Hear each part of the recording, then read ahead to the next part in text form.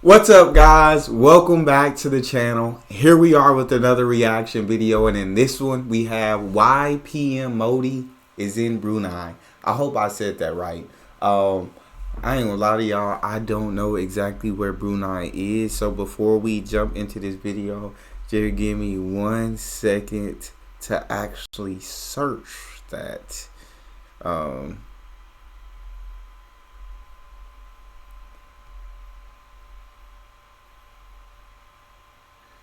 So it's a country in Asia. Okay. I never heard of it, so that's all I know is a country in Asia. I don't know what significance, but Palki Sharma is about to tell me. Before we dive in, if you would like to support the channel by becoming a member, all you got to do is hit that join button down below and receive exclusive benefits that I know you guys will enjoy. But no, without further ado, let's get in there. It's power play.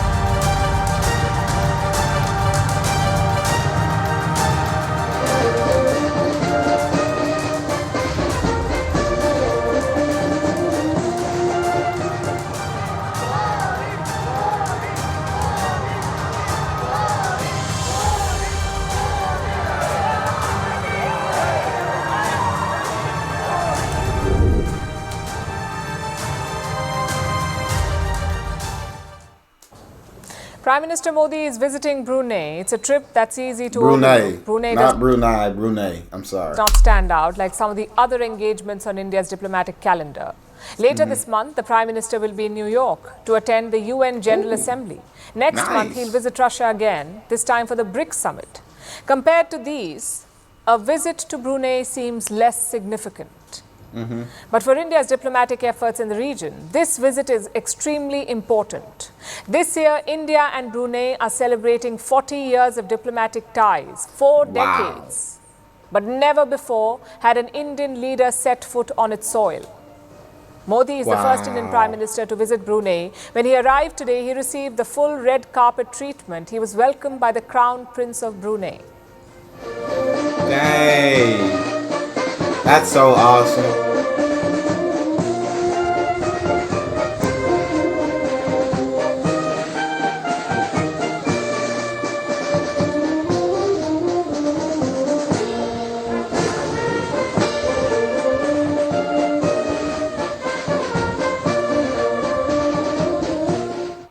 I think it's incredible that this country that it seems like is overlooked in terms of Modi visiting New York and Modi going back to Russia, and those being like, I guess the world seeing those as like big visits or big meetings, but no, everybody kind of overlooking Brunei relative to those the two countries.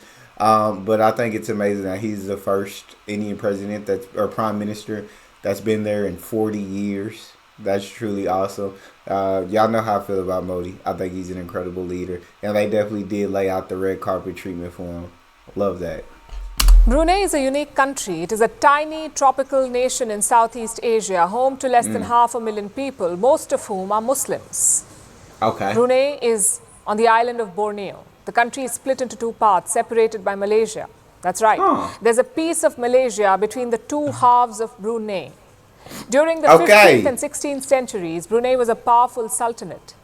It controlled large parts of the Borneo Islands, also some parts of the Philippines. But over a period of time, the empire whittled away. By the 19th century, Brunei was struck by conflicts and piracy. In 1888, it became a British protectorate. What does that mean? What's a British protectorate? Brunei Sultan was still in charge, but he had no control over foreign affairs and defense. Dang. These were controlled by London. But despite Britain's protection, Brunei kept losing land. The British controlled it for almost 100 years. Finally, in 1984, they were ousted. And since that ain't too long ago. 1984. Sheesh. So it seems like they were supposed to be getting protection from the British, but somehow they kept losing land. And of course, British protection, Britain was they were going to rule over them and basically control everything. So that sounds like what happened. Although Brunei, I guess, inside of the borders, were still able to control their laws and everything. but they depended on the British for protection, which means the British got to like decide like all the foreign policies and everything, I guess, when it comes to Brunei outside of their borders, in regards to Brunei. And they just ousted the British in 1984. That ain't too long ago. Then, the Sultan of Brunei has been in charge, Sultan Hassan al Bolkiah. He's still on the throne. He's one of the world's oldest, longest reigning monarchs. Oh, wow. And he is the one who invited Prime Minister Modi to visit Brunei. And this is where Love the two that. leaders will meet. The Istana Nurul Iman Palace. It is the official residence of the Sultan. And one of the world's largest residential palaces in the Oh, world. my God. Listen to this. It has over 1,700 rooms, parking space for more than 100 cars, 5 swimming pools, a mosque that can accommodate 1,500 worshippers. There are 44 staircases inside. They're made up of 38 different types of marble. Such opulence, it should tell you something about my Brunei. God. It's a small country, but it's very rich. In Yeah, fact, hold up, Brunei. Y'all got money, Brunei. Y'all got money. And the king over there living large. Hold up. I might need to do a little bit of research, do a little bit of learning about Brunei. it's one of the richest in the world. Wow. Citizens earn more than $77,000 a year. That's the average, $77,000 a year. And they don't have to pay income tax. They also have to spend less on staples, food, water, healthcare, even housing. The state subsidizes all of this. What? And citizens don't have to spend on education at all. The state provides it for free. But what makes Brunei so wealthy? Hey, Brunei. Y'all taking immigrants? Y'all taking in foreigners? Y'all got openings? Cause everything she just said sound incredible. You basically saying I get to make more money and I get to keep most of that money I make in my pocket. Ain't got to worry about cost of education. Ain't got to worry about she said y'all expensive groceries, expensive whatever. Y'all make the cost of living cheaper. I'll say that. Cheaper cost of living.